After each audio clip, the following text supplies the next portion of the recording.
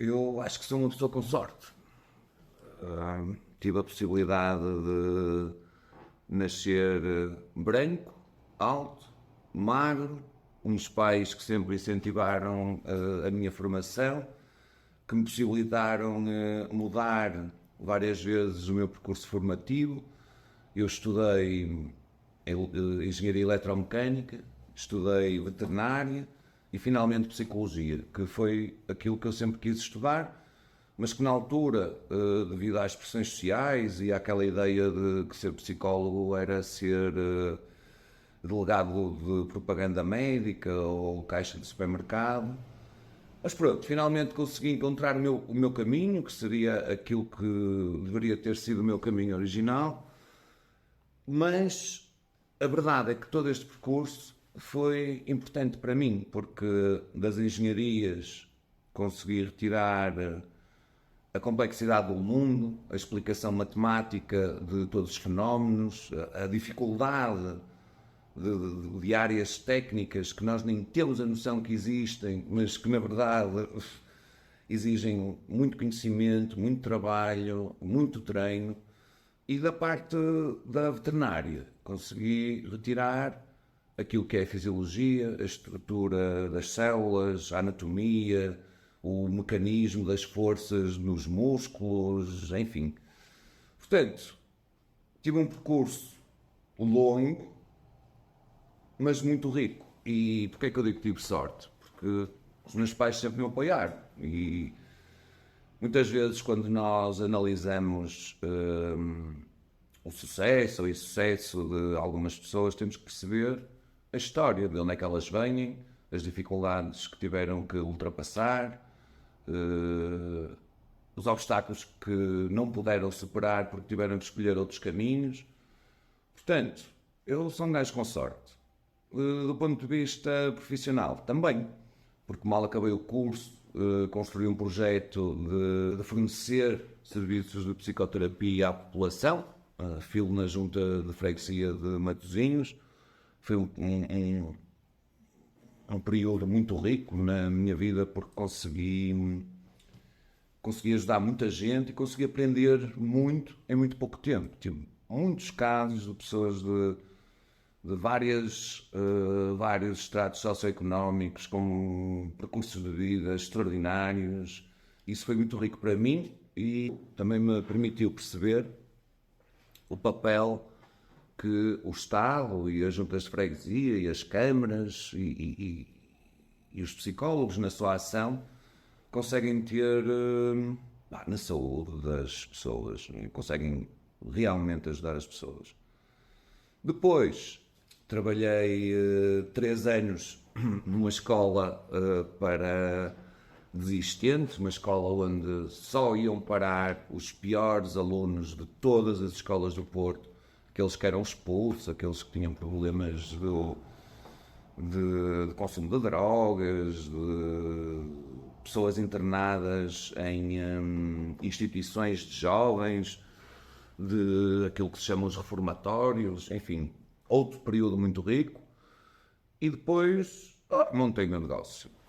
Eu sou psicoterapeuta, já tenho esta atividade de psicoterapeuta desde que acabei o curso, basicamente, desde 2001. Portanto, já são 23 anos a ajudar pessoas dentro da psicoterapia.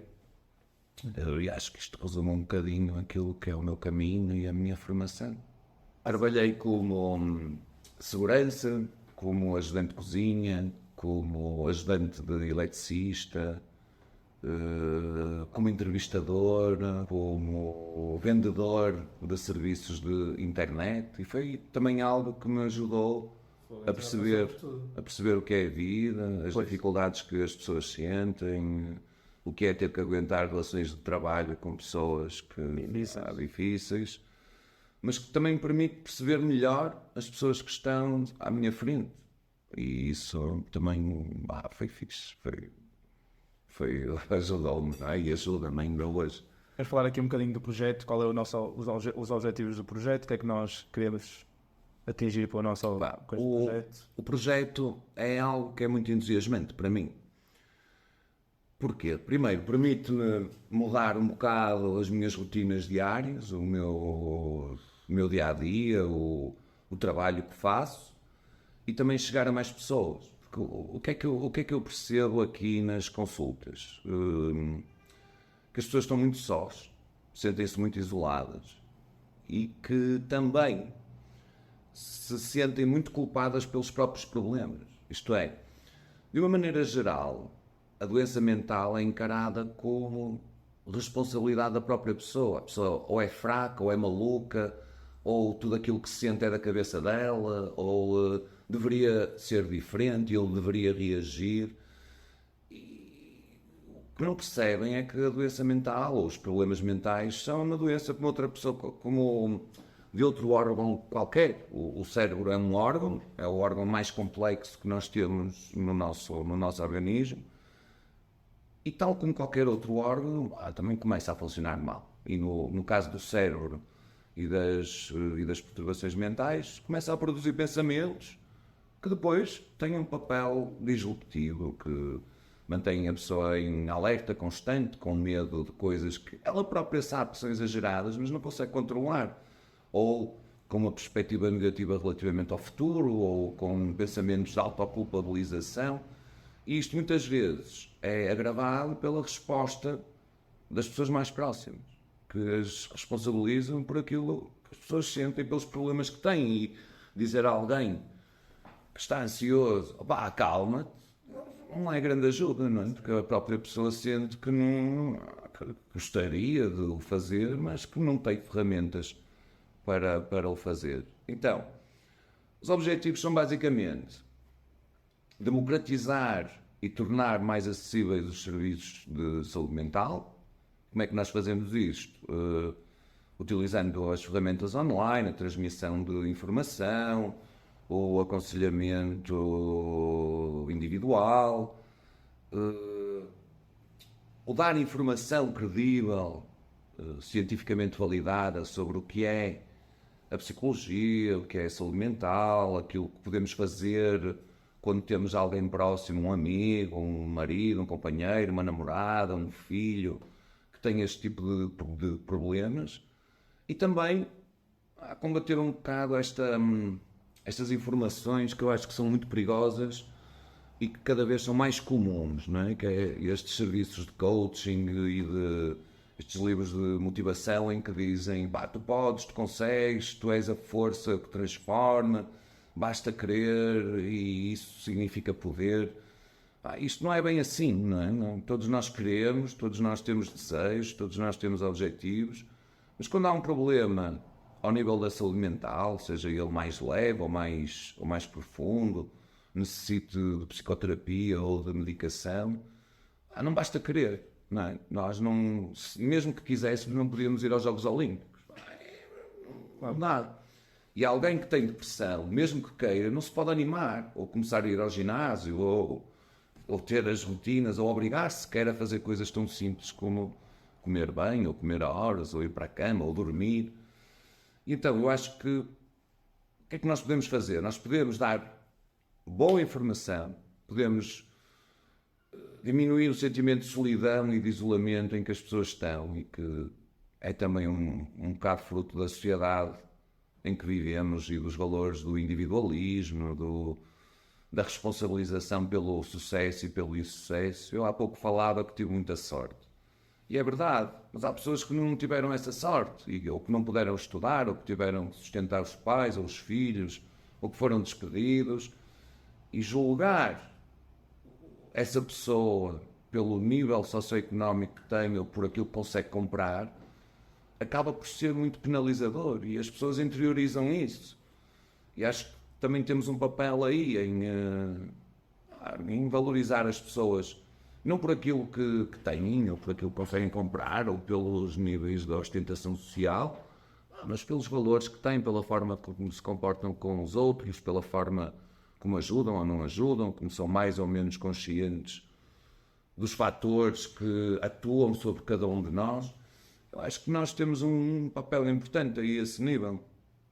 quer na diminuição da solidão, quer na informação que permita às pessoas sentirem-se mais capazes e informadas de procurar a ajuda necessária para resolver os seus problemas, e que não é um livro de autoajuda só por si que vai resolver tudo, nem a força de vontade que supostamente não tem. Para si, o que é a psicologia de uma maneira assim breve? E qual é a importância da psicologia no dia a dia e dos conhecimentos? Eu estou muito formatado para a análise dos problemas individuais e a resolução dos problemas de saúde mental. Mas a psicologia está em todas as áreas da vida, dos negócios, das relações pessoais, afetivas. No fundo, a psicologia o que é? É a explicação do comportamento humano. Porque é que nós temos determinada emoção, porque é que nós pensamos de determinada maneira, de que forma é que construímos significado para a nossa vida, de que forma é que escolhemos, com mais ou menos consciência, os nossos comportamentos. No fundo, a psicologia é o quê? É o estudo, é a ciência do comportamento humano. O comportamento, nós podemos dividir em duas partes: aquele que é visível, objetivamente, e aquele que é mais interno, mais ao nível do pensamento, aquilo que é o comportamento cognitivo. E depois há aquilo que são as emoções, não é? Mas isso resulta quer da interação, da nossa apreciação do mundo, quer da avaliação do resultado dos nossos comportamentos. Assim, em termos gerais, acho que é. Tem algumas dicas ou exemplos que nós podemos usar para... sei lá, estamos a ser um bocadinho mais em baixo. Há algumas dicas para tentarmos psicologicamente mudar essa tristeza e transformar isso em algo positividade? O que é que ajuda sempre? Cuidarmos de nós. Percebermos quais são as razões para essa tristeza. Isto é, que tipo de pensamentos geram essa emoção? Que tipo de pensamentos justificam os adiamentos dos comportamentos que nós achamos importantes? O que é que na situação produz essa tristeza e desânimo? E no limite procurar a ajuda de um profissional. Ajuda também em termos de relações sociais sólidas, ajuda a alimentar-nos bem, ajuda a ter um bom sono, ajuda muito a fazer desporto. Agora, não há uma receita individual que resulte igualmente bem com toda a gente. Não é? Cada pessoa tem as suas razões para estar triste. Às vezes vem do meio, às vezes o meio é tão duro e tão penoso que justifica a tristeza. Às vezes a tristeza ou o desânimo são completamente justificáveis pelas circunstâncias de vida. Morre-nos um animal, morre alguém de quem gostamos, é normal que nos sintamos tristes ou acaba uma relação. Outras vezes é fruto de pensamentos disfuncionais, que é, por exemplo, o pensamento de que somos feios, ou altos, ou gordos, ou magros, ou lentos, ou burros, ou sei lá. Cada pessoa tem os seus próprios, não é? E são esses pensamentos que acabam por ser a nossa cruz, a cruz que nós carregamos. E nesses casos ajuda a começar a analisar racionalmente esses pensamentos que nos limitam e que geram a tristeza. Por vezes existe um desequilíbrio químico, não é? Às vezes as pessoas não conseguem produzir os neuromediadores, a dopamina, a serotonina, que são os responsáveis pelo humor e o controle da ansiedade, e nesses casos é necessário recorrer à ajuda médica e repor esse equilíbrio bioquímico. Há coisas que funcionam muito bem com algumas pessoas e com outras é exigir outro tipo de abordagem. Dependendo também da sua história passada. Da história de vida, do tipo de pensamentos, da situação atual, dos recursos que têm, das relações que existem, das pessoas que estão à volta. Há casos em que é relativamente fácil produzir mudanças ao nível do humor. E há casos que demoram anos. Porque são mudanças muito graduais, porque as pessoas estão muito debilitadas, porque têm muito poucos recursos, porque à sua volta os estímulos estressores são muito grandes e são constantes. Ninguém pode ser feliz vivendo na mesma casa com alguém que abusou dessa pessoa durante a infância, não é? Então, nesses casos, exige tirar a pessoa desse meio, mas nem sempre isso é possível. Pois. E também está aí um bocadinho a dificuldade da psicologia, não é? Arranjar uma solução para uma pessoa que nem sabemos muito bem a sua história antepassada, temos que descobrir ali um bocadinho a sua história e assim. A história é fundamental. Há pouco falava do tipo de pensamentos disfuncionais que podem produzir emoções negativas. Quer dizer, não são negativas, todas as emoções cumprem uma função. Mas, por exemplo, muitas vezes o medo é gerado pelas experiências na infância. E eu encontro aqui muitas pessoas que, durante a infância, estavam sempre a ser avaliadas de uma forma negativa. Então, pessoas que tiravam 18 e os pais, o primeiro comentário que tinham é só devias ter feito melhor. E era alguma coisa que os pais faziam de uma forma inconsciente, não é? Eventualmente para ajudar ou motivar. Mas o que é que esse jovem, essa criança aprende? Que nada daquilo que faz é suficiente. E aprende a ter medo da avaliação do desempenho dos outros, daquilo que eles vão pensar, da forma como os vão julgar.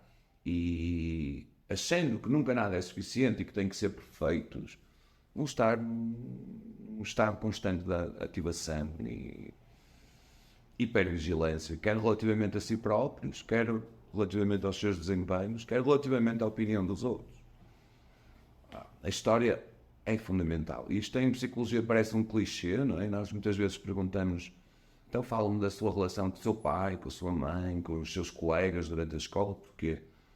Porque grande parte dessas crenças sobre o mundo, sobre quem somos, sobre qual é o nosso papel, sobre como estabelecer relações, sobre como os outros nos avaliam, vem justamente da infância. E quando falarmos sobre os psicólogos americanos, nomeadamente Bandura, nós vamos perceber que os efeitos da educação tendem a perpetuar-se no tempo.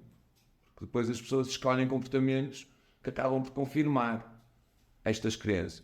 Eu não sou suficiente, tenho que ser perfeito, ninguém gosta de mim, toda a gente nos trai, as pessoas não podemos confiar nas pessoas. E muitas vezes a solução passa por identificar essas crenças e transformá-las e percebermos que estamos num ciclo que não tem que se repetir. A nível de confiança, sabemos que para atingir a confiança é um bocado difícil. Quando vemos uma pessoa confiante, não é?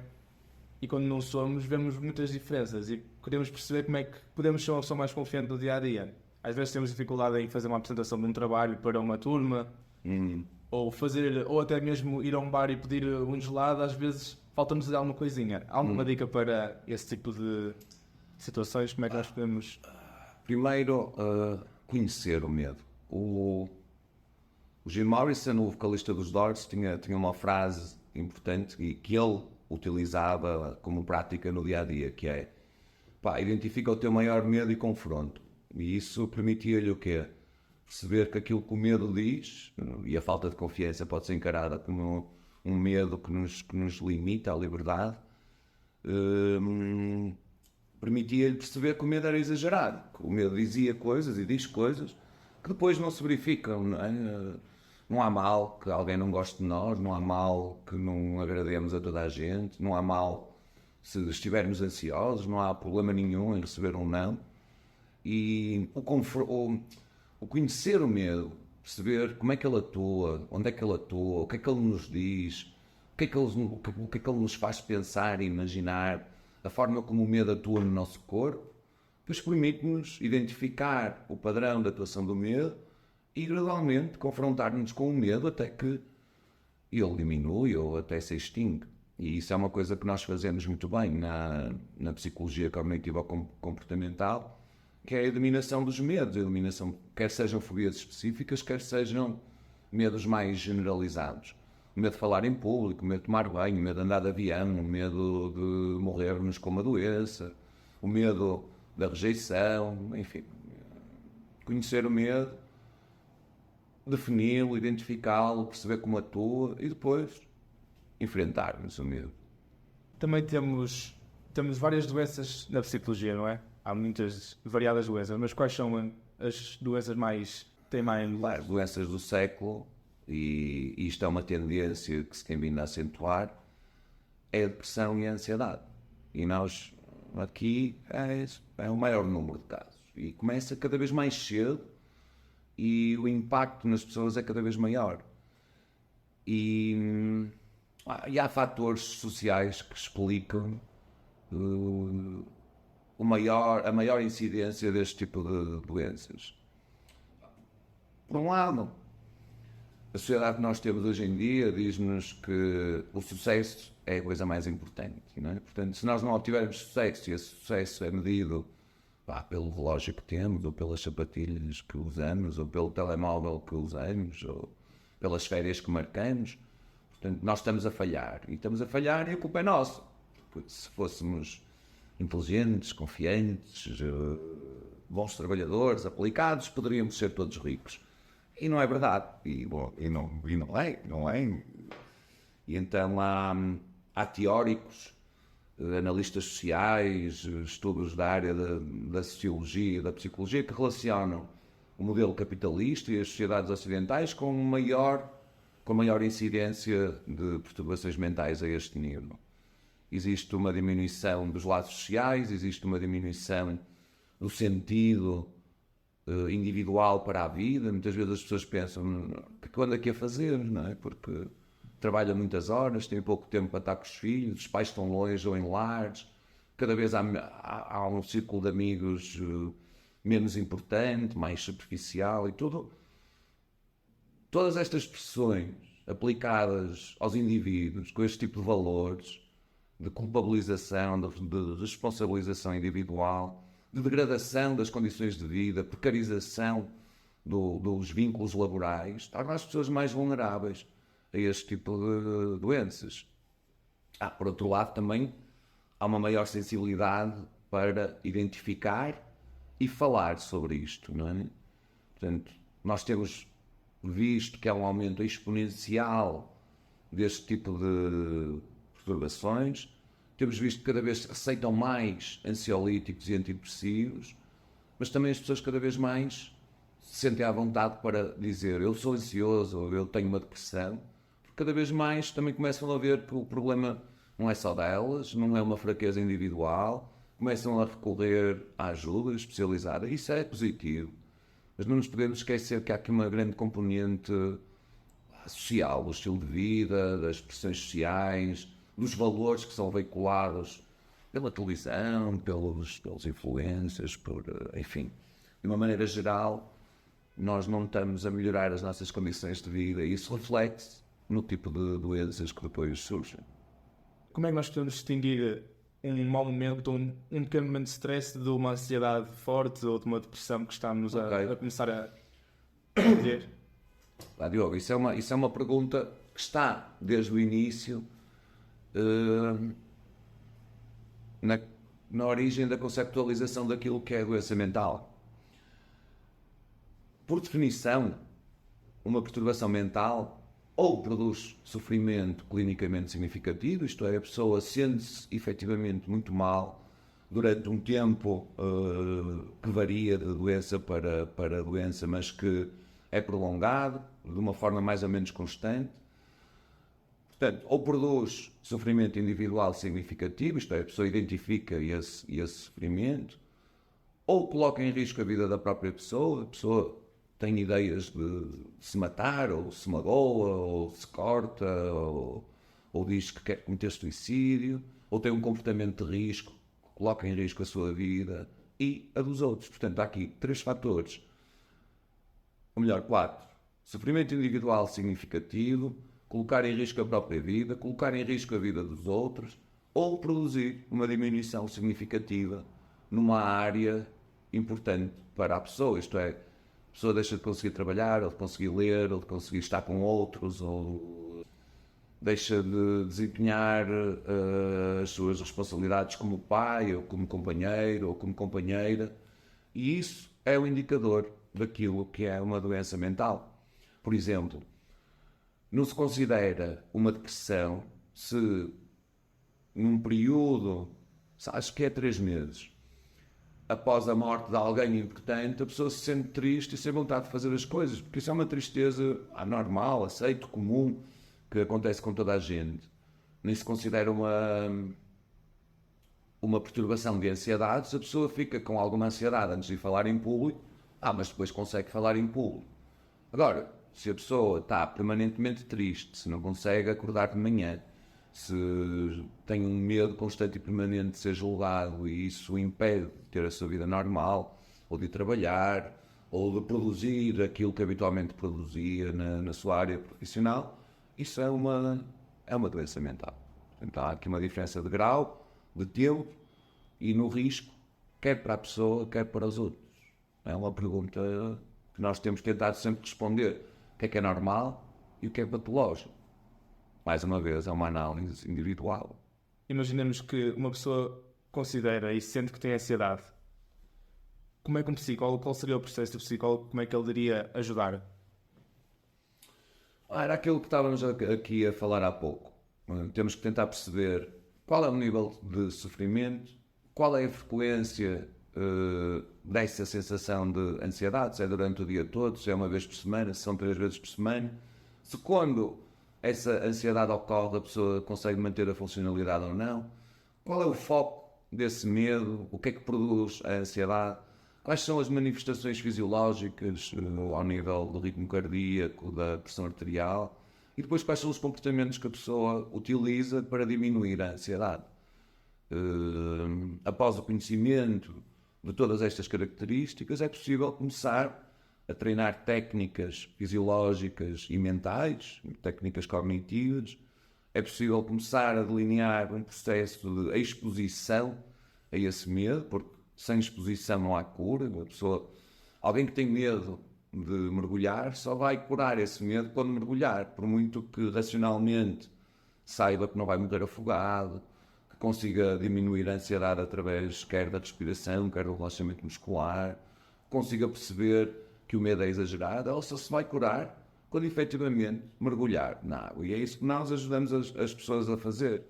Entender o problema, definir o problema, treinar estratégias para a resolução do problema e depois dirigir todo o comportamento da pessoa até produzir a extinção dessa resposta de ansiedade.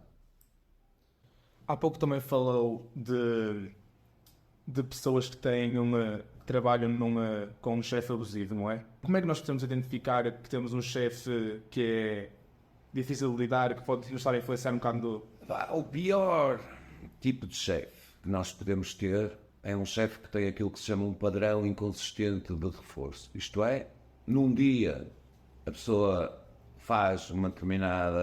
tem um determinado comportamento e é o maior, no dia a seguir tem o mesmo comportamento e é uma besta e é maltratado. Num dia dizem-nos, eu confio muito em ti, tu és essencial, outro dia diz, podes ir embora. Então, este padrão inconsistente de reforço em mamíferos produz a loucura. É muito fácil de induzir a loucura experimentalmente em mamíferos superiores, sejam macacos, cães, e nos homens a mesma coisa, embora não haja experiências com homens, pelo menos nos tempos mais recentes. É muito fácil. Associar os comportamentos desses sujeitos experimentais a reforços completamente incongruentes. Por exemplo, num dia uma pessoa vai alimentar-se e recebe um choque, no outro dia vai alimentar-se e come normalmente. Num dia vira à direita e recebe um estímulo punitivo e no outro dia vira à direita e recebe um estímulo positivo. E isso induz a loucura porque a pessoa não sabe, o sujeito experimental não sabe o que é que pode ocorrer. Portanto, é sempre a visibilidade e essa incapacidade de prever o futuro gera um estado de ativação constante, uma incerteza tão grande que acaba por esgotar os recursos da pessoa. Isto é preferível ter um chefe que todos os dias nos trata mal do que um chefe que num dia nos trata bem e no outro dia nos trata mal. E eu acho que nós vamos ter a oportunidade de falar de reforço positivo, de punição, de padrão de reforço consistente e consistente, de termo fixo, de termo variável. E quando falarmos sobre isso, vai ser mais fácil perceber como é que nós podemos conhecer um bom ou um mau chefe e como é que podemos também, através das regras, da previsibilidade, criar um bom ambiente de trabalho ou até criar os nossos filhos de uma forma mais saudável. Então, se gostou do conteúdo, eu acho que nós podemos ajudar as pessoas que têm interesse, por um lado, a perceberem mais sobre o que é psicologia, a perceberem que os seus problemas têm solução, a perceberem como é que podem ajudar as pessoas mais próximas quando identificam algum problema deste tipo. E se gostou, junte-se à comunidade. Se calhar também é importante dizer que a comunidade pode ser uma forma de diminuir aquilo que se chama o isolamento social percebido. Há uma quantidade de estudos que relacionam quer as doenças, aquilo que se chamam as doenças físicas, quer as doenças mentais, com a percepção da solidão. E é muito importante a diferença entre solidão e percepção de solidão. Isto é, pessoas que, apesar de terem maior número de relações sociais, se perceberem que estão isoladas, têm mais doenças e mais problemas de saúde mental. E pessoas que, apesar de terem poucas relações, se sentirem essas relações como responsivas, como frutíferas, como significativas, têm menos doenças e menos perturbações de saúde mental. Eu acho que a comunidade que nós queremos criar, uma comunidade com informação válida, credível, responsável, que tem a preocupação de não me fazer o mal e de ajudar, pode ser muito útil a todos aqueles que fizerem parte desta comunidade e da nossa parte faremos o possível para que assim seja. Portanto, junte-se à comunidade e vemo-nos mais tarde.